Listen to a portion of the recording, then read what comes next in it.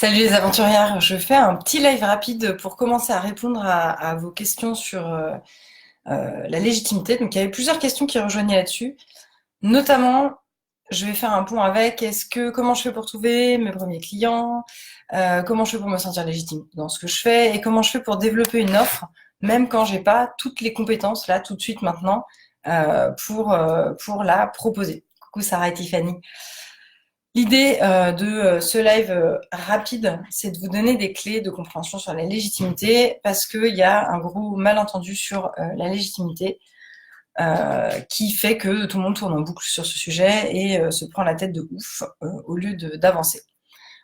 L'idée de base à comprendre, c'est que la légitimité, c'est pas un endroit où on peut arriver. C'est pas quelque chose qui est objectif ou objectivement un endroit où on devient légitime à partir d'un certain nombre d'années de pratique, à partir d'un certain nombre d'heures, à partir de je sais pas quoi, d'un certain nombre de likes sur une page. La légitimité, c'est pas ça. C'est vraiment pas un truc qui vient de l'extérieur. Il n'y a aucun critère qui va arriver et qui va donner la mesure de votre légitimité. Donc à partir déjà du moment où vous comprenez ça, il y a quelque chose d'apaisant là-dedans. La légitimité, c'est juste la clarté et la transparence sur là où vous en êtes rendu aujourd'hui dans la connaissance de vous et dans votre niveau de compétence. Donc peu importe le niveau de compétence, en fait, on peut être légitime puisqu'on est légitime là où on en est. Ce qui crée de l'illégitimité, c'est deux choses. La première, c'est euh, se comparer, non pas pour prendre des mesures et pour prendre de l'inspiration sur la façon d'avancer à des gens qui sont beaucoup plus avancés que soi. Donc se comparer dans l'esprit de ah mais en fait ils sont vachement meilleurs que moi, à quoi ça me sert moi, à quoi ça sert aux gens de travailler avec moi puisqu'il y a des gens qui sont infiniment meilleurs que moi sur le même sujet. Donc ça crée beaucoup d'illégitimité parce qu'en fait on compare des choses mais pas pour les bonnes raisons, c'est-à-dire ah tiens je me demande quelle pratique, quelle courbe d'apprentissage cette personne elle a mis en place et de quoi je pourrais m'inspirer moi pour avancer sur ma pratique.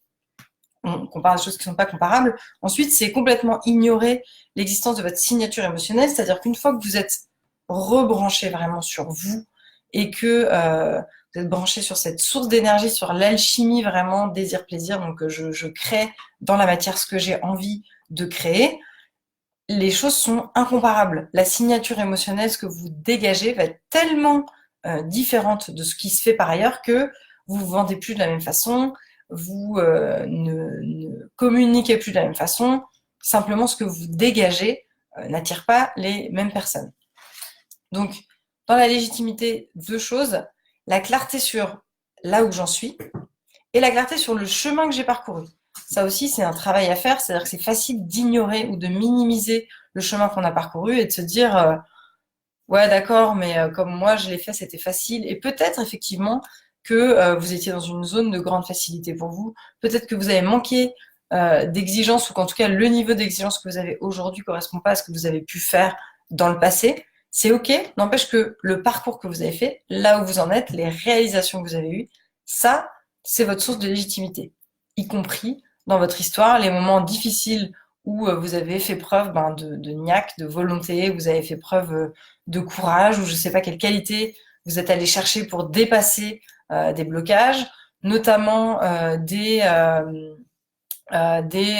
souffrances ou des blessures qui font que vous avez une sensibilité ou une attention particulière à certains sujets. Bah, tout ça, en fait, tout ce qui vous passionne au sens passion, souffrance et aussi au sens passion vraiment intérêt obsessionnel, intérêt très grand pour un sujet, mais tout ça c'est aussi votre légitimité.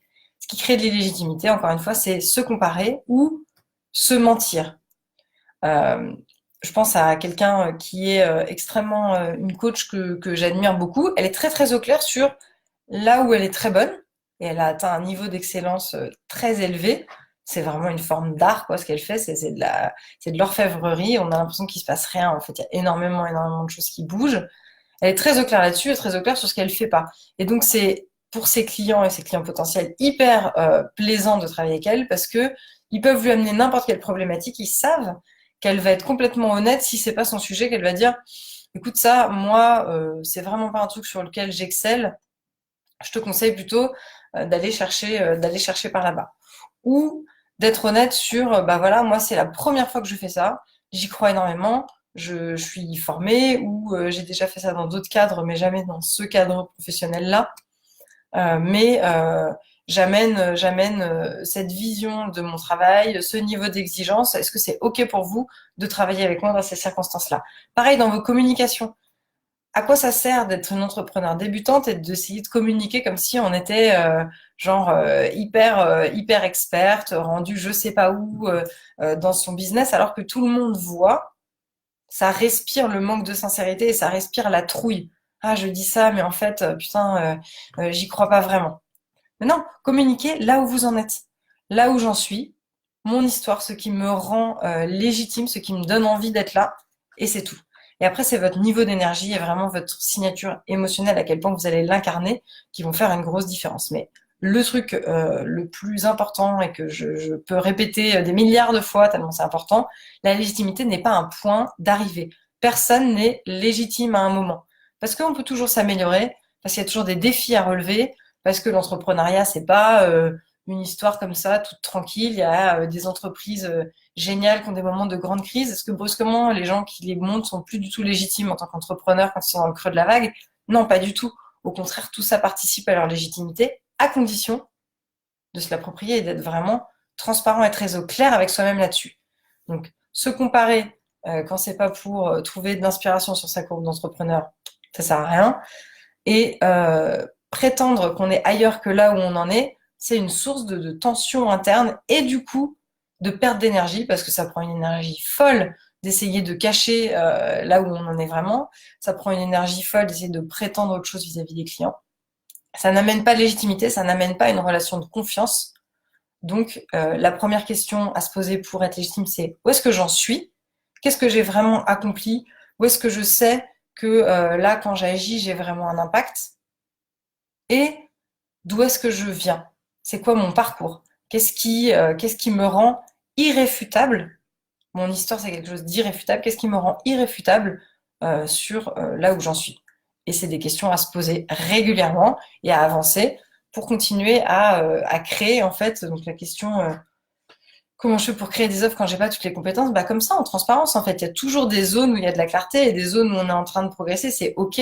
On peut choisir de grandir avec ses clients. C'est un positionnement qui est complètement recevable, entendable, à condition d'être très au clair là-dessus. Et d'amener vraiment cette transparence et de dire, bah voilà, là je suis excellente, là je suis en train de progresser, mais je suis un peu en avance par rapport à vous parce que j'ai déjà fait ce chemin-là. Et je vais continuer à grandir pendant que je vous coach, pendant que je vous accompagne. Ça fait partie de mes challenges de grandir avec mes clients. Et donc, bah voilà, c'est encore plus excitant de travailler avec quelqu'un qui vend le fait de grandir en permanence et d'utiliser les cas concrets de ses clients, si on parle du service, pour grandir et pour se challenger et pour amener encore plus de valeur. Donc, c'est vraiment un positionnement entendable. C'est un positionnement légitime et c'est pas un truc dans lequel on éparpille une énergie de dingue à essayer de prétendre être quelque chose d'autre ou quelqu'un d'autre. Donc la légitimité, ça part complètement et exclusivement d'une clarté intérieure sur où j'en suis et mon histoire, ce qui me rend irréfutable. Voilà pour cette petite pastille légitimité. Je vais refaire des petites pastilles dans la semaine, un peu déboutées sur les différents sujets que vous m'avez amenés. N'hésitez pas à demander, à poser des questions, à intervenir et puis à demander voilà ce qui vous bloque, ce sur quoi vous avez envie que je rebondisse en ce moment. Bonne journée, profitez bien du temps pourri car ici il fait un temps dégueulasse et à bientôt ici ou sur le site des aventurières. Bye!